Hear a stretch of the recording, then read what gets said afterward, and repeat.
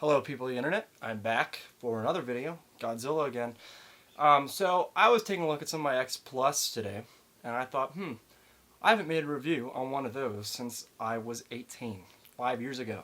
So I thought it'd be a great idea today to make another review, and that's exactly what I'm doing for you guys today.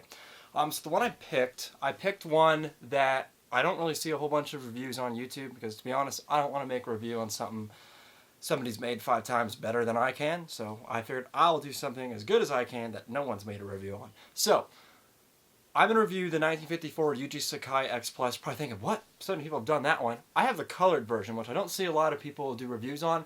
It's about the same sculpt, but it is a little different, and I think it's important to go over the differences in case you're trying to figure out which one to buy and you don't know the difference. I can't compare the difference because I don't have the original black and white one, but this will do good enough. You'll understand the point of it, really. So I'm going to go grab that figure and start the review.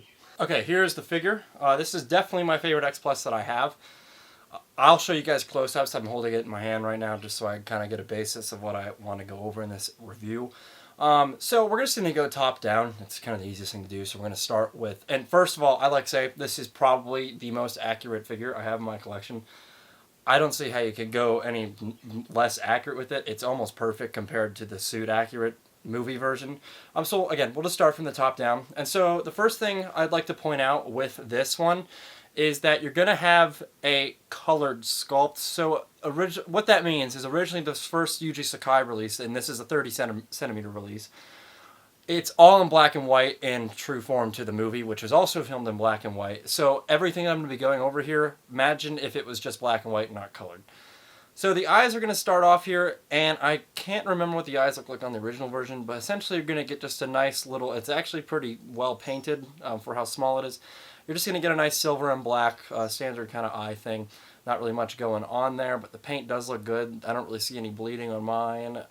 It actually looks pretty sharp. Again, for how small it is, pretty good, considering how circular it had to be as well.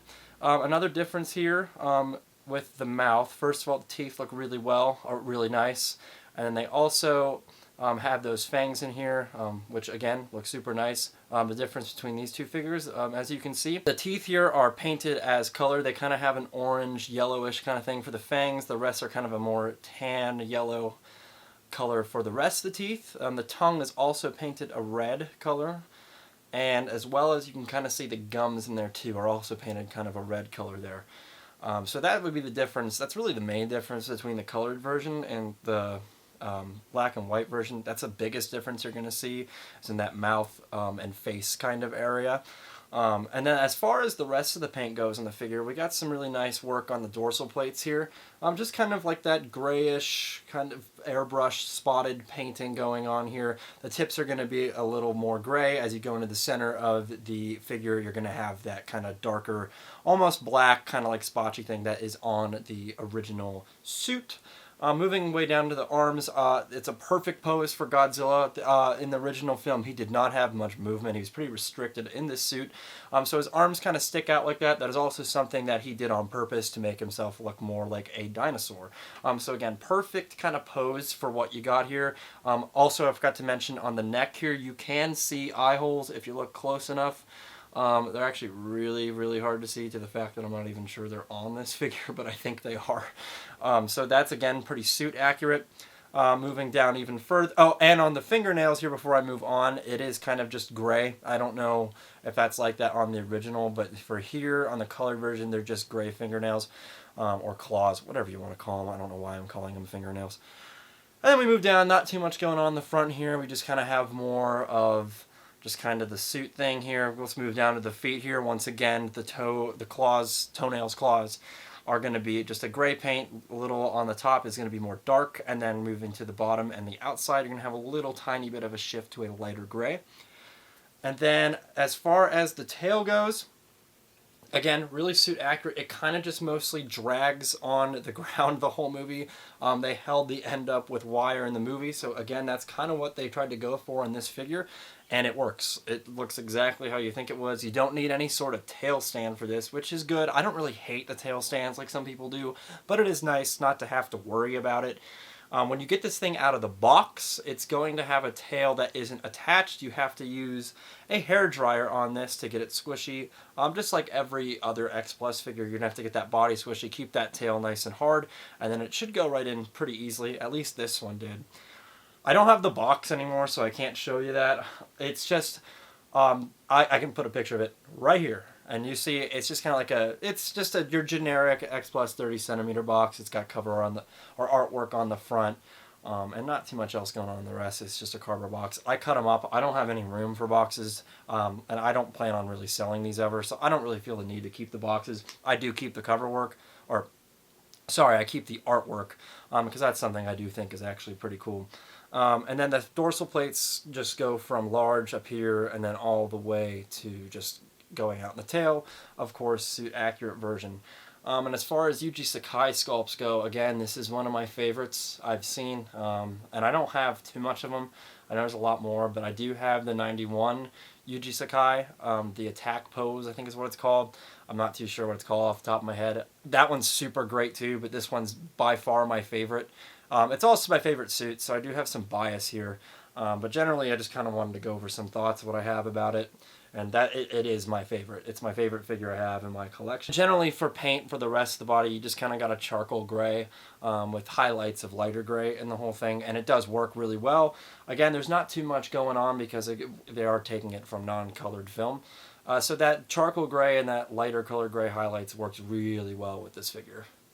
And then if you're wondering where I picked this up from, this isn't really too relevant now that it's been out for about a year.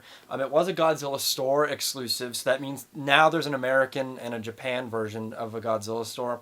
The American version doesn't sell this kind of stuff. They just sell, mostly from what I've seen, just more clothing and general merchandise, not like figures as much as the Japan store does. So I got this one from Japan, ordered it through Bai.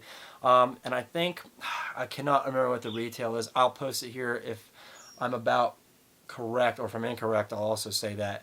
But I remember it being around $320 shipped, so it wasn't too bad. I think shipping was about $60-ish, and it came pretty fast. So generally, if you're looking to get one of these two, and you're wondering what the difference is, because you will see a difference in the two Yuji Sakais. Like I said, if you want one that's going to match like more of the rest of the Godzilla collection you have, because the rest, except for one other movie being 55, is not colored, go with this one. I would have picked this one over the two if I had the choice. I didn't get the gray one, but I would have still picked this one just because it makes more sense. All the rest of my figures are colored, so I'd like it to kind of be consistent. But if you're going for a completely movie accurate version, then get the one that's not colored. Get the black and white version. That's the one that's going to be most true to its form that you see on screen. And then as far as height comparisons go, it's about your standard 30 centimeter. It's a little shorter than most because this is made from a resin kit, I believe, and they do shrink in the process of completion. So they're going to be a little shorter than your normal 30 centimeter, but on par with Yuji Sakai, which always shrink a little bit, they're going to be about the same size. Here's a comparison now so you can see it.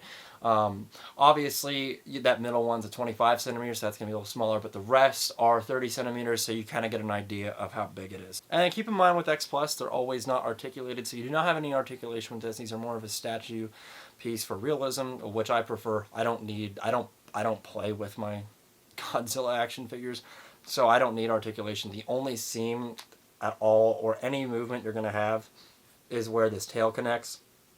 Not supposed to move, so don't move it, but it's there. Again, that's the only seam you're going to see here on Godzilla. But other than that, not really too much else to say about it, because this has been reviewed a lot. I just kind of want to give my thoughts on it, because once again, this is my favorite figure, really out of my entire collection, maybe besides the Darth Vader behind me. But this thing is one of my holy grails for sure. I was so happy to get my hands on it when I saw it on the Godzilla store.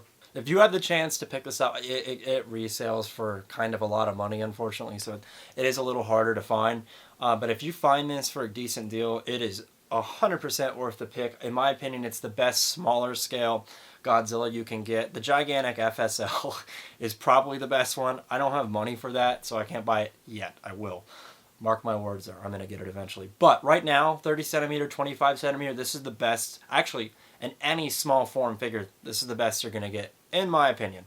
So if you're debating getting it, do it. Alright, so that's pretty much going to wrap up my video here. Thanks for watching. I don't know how long it was, but I hope you enjoyed my thoughts on it and just kind of a quick rundown on what I think about this figure.